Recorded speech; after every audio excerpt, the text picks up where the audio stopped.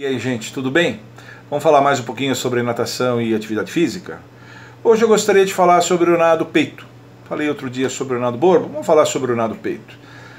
Da mesma forma, não vou fazer um vídeo falando sobre educativos e todo aprendizado. Isso tem muitos bons vídeos na internet que fazem. Mas eu gostaria de chamar a atenção para dois aspectos que são muito pouco comentados, muito pouco falados em relação ao nado peito. E, curiosamente, são dois aspectos que decorrem de uma peculiaridade do nado peito que ele tem, que é a ação propulsiva do nado peito é predominantemente de pernas. Os três outros nados, crawl, costas e borbo, a ação predominante é de braços. Alternados ou simultâneos, os braços são os principais responsáveis pela propulsão. E no nado peito não. As principais responsáveis pela propulsão são as pernas. E disso decorre duas coisas importantes. Primeira coisa, na coordenação do nado peito, é importante que no aprendizado, na fixação da coordenação, o professor dê importância a uma fase de deslize que tem logo depois da ação de pernas. O nadador de peito não deve fazer braço, respira, braço, respira, mecanicamente assim, sem deixar deslizar. O nadador de peito deve fazer braço, respira, perna. Braço, respira, perna.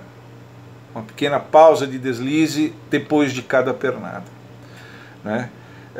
Essa pausa de deslize ela não precisa ser grande, ela tem entre 1 e 2 segundos quando o nado peito é feito em velocidade moderada. Em velocidade competitiva, um peito competitivo, essa pausa tem pouco menos de 1 segundo, quase 1 segundo, mas ela não desaparece, não deve desaparecer. Deve manter sempre essa pausa de deslizamento. É como se o nadador, após a principal ação propulsiva do nado, desfrutasse dessa ação propulsiva, fazendo um pequeno deslize, ganhando distância.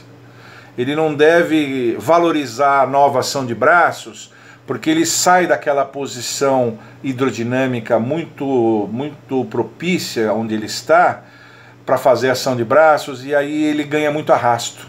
O nado peito é um nado que tem muito arrasto de braços, porque os braços não têm fase aérea, os braços ficam embaixo d'água o tempo todo. Então, para valorizar aquela posição de deslizamento, o nadador de peito deve sempre fazer esse deslize. E eu, às vezes, não vejo os professores dando a importância devida a essa fase de deslize. Às vezes o nadador naturalmente faz essa fase de deslize quando está em velocidade moderada, mas o professor começa a preparar o nadador para uma competição, um festival, o deslize desaparece, simplesmente desaparece, e o professor deve valorizar o deslize, mesmo em situações competitivas. Tá?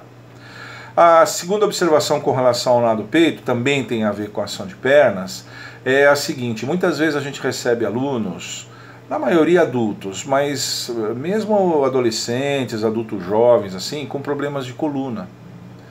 E normalmente os alunos vêm para fazer natação com uma séria restrição quando tem esses problemas de coluna, dores na coluna, problema de hérnia de disco, problema de pinçamento de plexos nervosos, vem com restrição com relação ao borboleta. Então o médico faz essa restrição e o professor se sente muito à vontade assim para trabalhar com crawl, costas e peito. Mas o peito, gente, não é um nado inócuo, não. Ele não é um nado bobinho, não. Talvez pelo fato de não ter aquela exuberância e exigir aquele esforço físico do borbo, muita gente acaba trabalhando o nado peito em alunos com problemas de coluna, e a gente tem que ter cuidado com isso. E a explicação é muito simples. Como o nado peito tem a ação predominante na parte de pernas, o nadador de peito, quando faz a pernada, ele vai empurrando o corpo para frente através da sua cintura pélvica.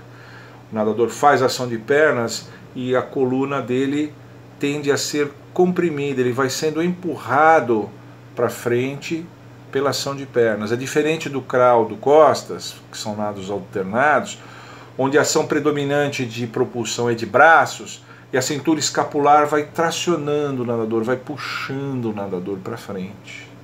Então, enquanto no crawl e no costas o nadador é puxado para frente pela cintura escapular, no nado peito ele é empurrado para frente, em cada ação de pernas, pela cintura pélvica. Ora, tracionar o nadador, a tendência é haver um alívio dos discos intervertebrais, uma separação deles. E a tendência é aliviar a hérnia de disco, é aumentar os orifícios de conjugação por onde passam os plexos nervosos.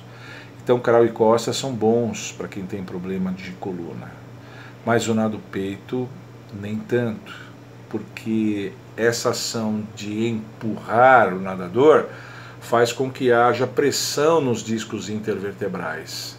E, portanto, se ele já tem hérnia de disco, a tendência é que os discos sejam comprimidos e a tendência é piorar a hérnia de disco, principalmente se ela for nas vértebras lombares, e diminuir o orifício de conjugação por onde passam os plexos nervosos.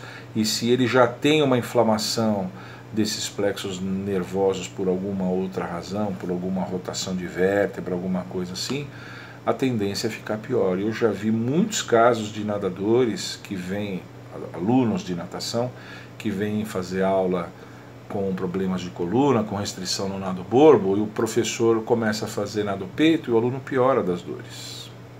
Então a gente tem que ficar atentos com relação a isso. O nado peito não é um nado inócuo.